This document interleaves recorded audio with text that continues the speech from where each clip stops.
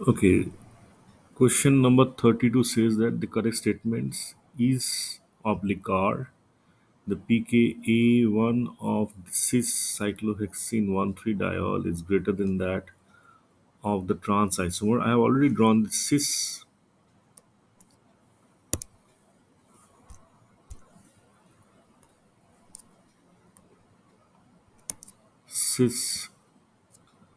and this is the trans form of the cyclohexene 1,3 diol. And as you can see, if we lose one proton from here, then the conjugate base is undergoing some kind of intramolecular hydrogen bonding. That means pKa1 of the cis cyclohexene 1,3 diol should be less than that of the trans. That means it is more acidic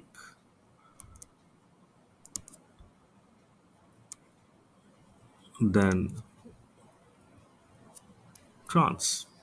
Okay. Okay. Next question. The trans 4 tetrabutyl cyclohexamine is more basic than the cis. Okay, that's tertiary butyl, not tetrabutyl. So that way, let us again draw the structure of the molecule.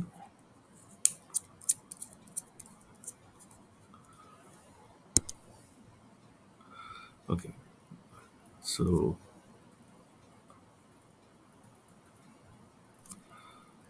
that is the tertiary butyl group, and that is the amine. Let us also draw the cis, and that would be the amine.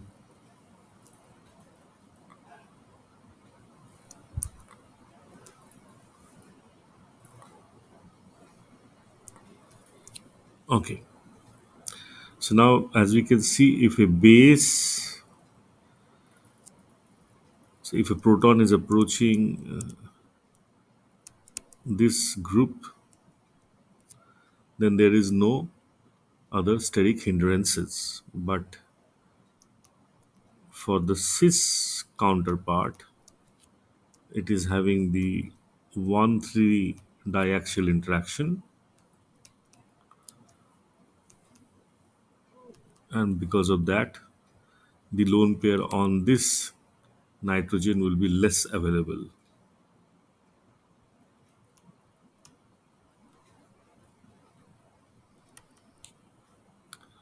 Okay, so obviously this is more basic, and indeed this is a true statement.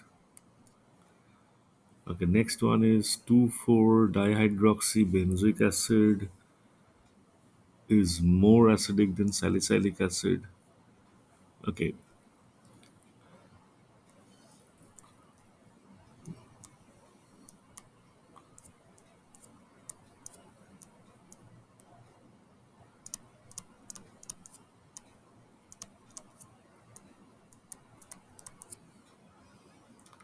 we have,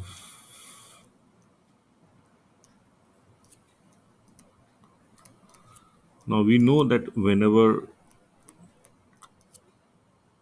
in cases of benzoic acid or amines the ortho position is occupied by some groups, they will cause these carboxylic acids to rotate. So more the number of groups, more the rotation, and so lesser will be the conjugation between the carboxylic group and the benzene. Lesser the interaction or mesomeric effect between the phenyl or the benzene and carboxylic group, more will be the acidity, and so 2 comma 6 dihydroxy benzoic acid is more acidic because of greater steric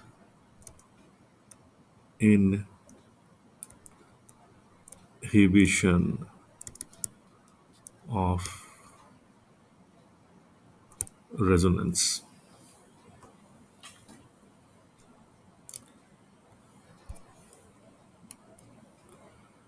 Well, 2 comma 4 comma 6 trinitrophenol is more acidic than 2 comma 4 comma 6 trinitro benzoic acid.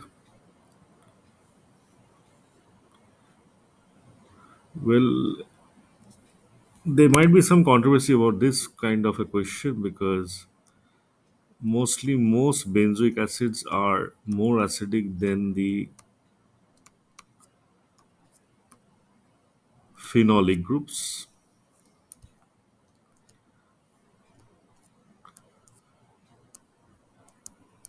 Okay, and so for this type of a question, one needs to actually go and check in reality whether the 2,4,6 trinitrobenzoic acid is more acidic than the picric acid, which is obviously 2 comma 4 comma 6 trinitrophenol. However, if at all we find the picric acid be more stable than this one, then that might be because of the enhanced extended resonance from the nitro groups that are present in the 2 comma 4 comma 6. Okay, next question number 33. Well, for this one we would like to say that it will initially lead to formation of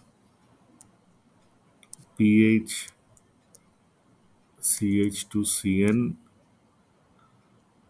and that undergoes acidified hydrolysis to give you pH CH2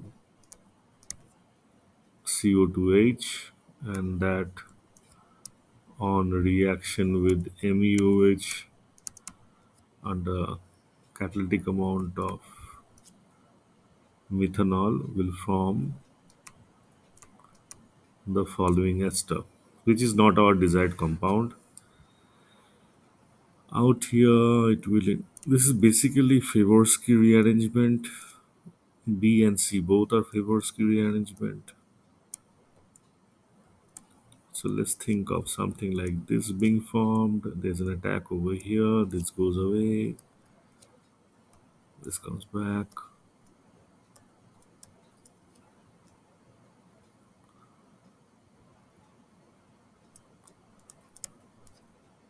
Okay, this will be formed, which can undergo attack by OME over here. This will open up. That is what will be formed.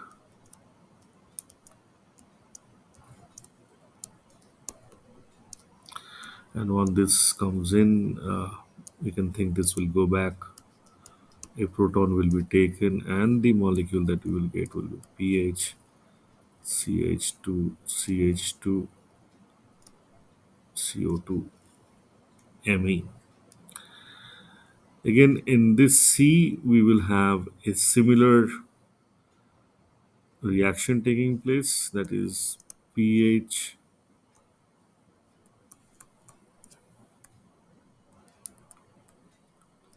so you can think of a minus sign being formed over here and that making an attack, and that goes away. Again, we will have this type of an intermediate, and the rest of the things lead to the formation of, let's say, molecule A. This is D, and this is basically earned estered synthesis followed by Wolf rearrangement. So it will be okay. There's some connection over here. This will be COCl2. So this is going to be pH COCl reacting with the diazomethane, forming pH CO CH2N2, undergoes the Wolf rearrangement, forming,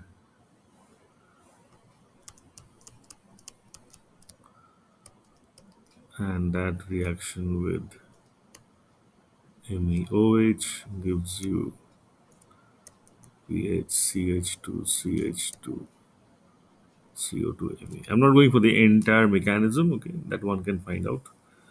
But these are the chief steps that I've mentioned over here.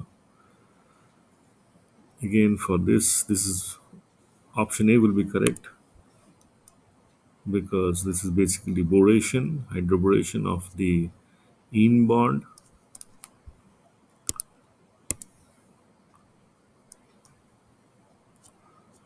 Okay, so this is basically ET, and then we have B, ET, double bond O, and that when being treated with water gives us the following desired product. Okay, again, this also will be giving us the desired product, as this is the Corehouse reagent or the Gilman reagent, which is obviously reacting with Et2Culi, and we can say this is going to form or undergo 1,4 addition reaction. OLi with Me3SiCl forms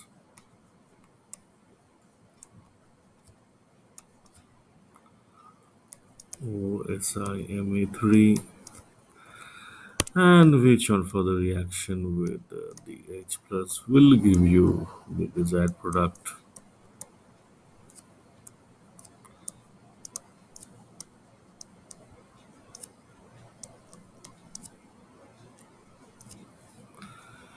Okay, the others will obviously be going 1,2 addition reaction and not 1,4 addition reaction, so we will not be considering them. This is again something like a benzene will be formed,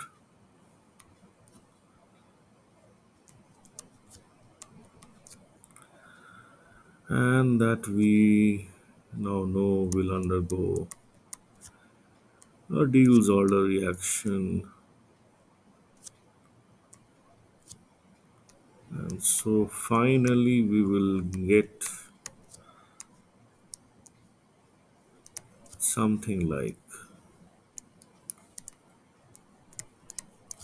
this, which if you treat with H plus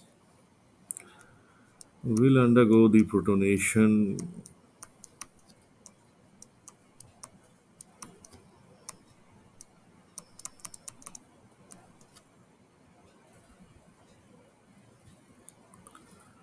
Okay, then this bond will break,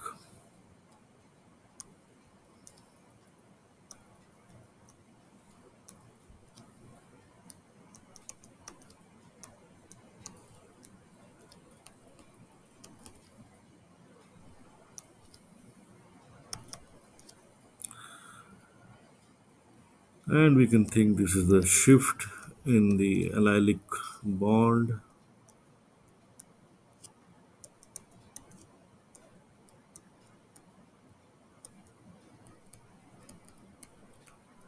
The plus, there's H plus that will go and then give you the desired one naphthol.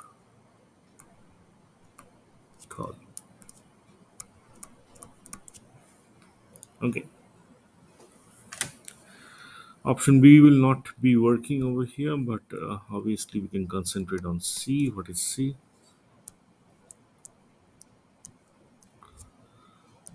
Okay, C is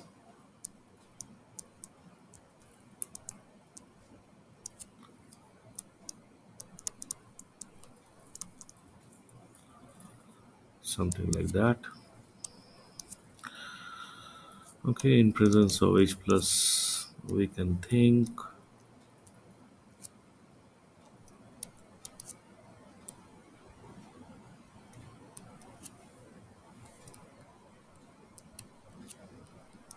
OH to become now a very good living group.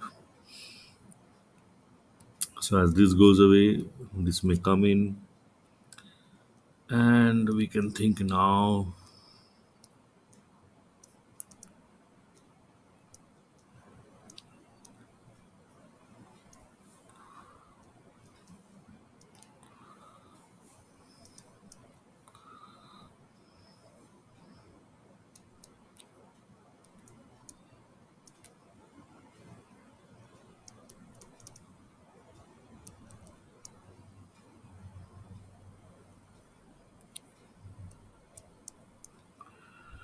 And as we gain aromaticity,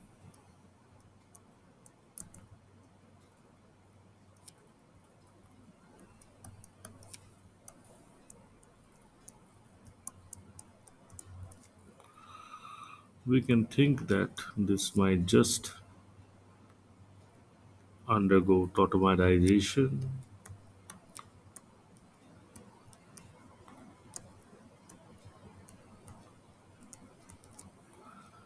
and from one naphtha. Okay, option number D is basically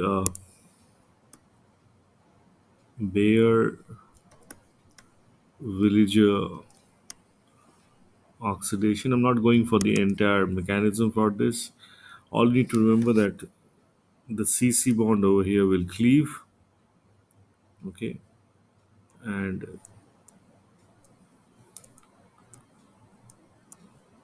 that should give you the following oxidized product. Okay.